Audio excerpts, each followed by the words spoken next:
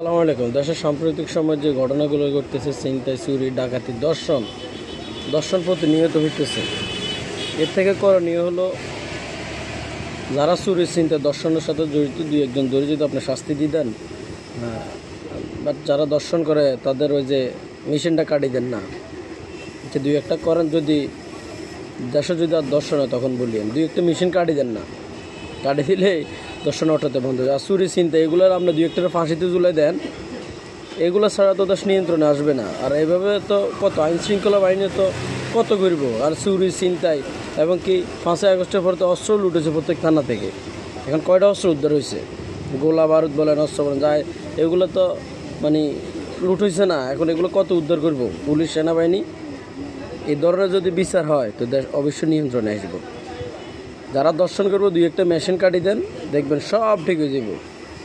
এখন আমরা জেল দিবেন 5 বছর পরে বাইরে সেম আবার ফোনটামি শুরু করবো, লুচ্চামি শুরু করবো আবার সেম। এইভাবে যদি হয় তাহলে দেশ নিয়ন্ত্রণ করা অসম্ভব হয়ে যাব। বাট এই পদক্ষেপগুলো নিলে দুই একটা বিচার করে দেখাই দেন না, দেখেন সবগুলো বন্ধ হয়ে যাব। সব বন্ধ হয়ে, সব চুরি করলে হাত কাটি দেন।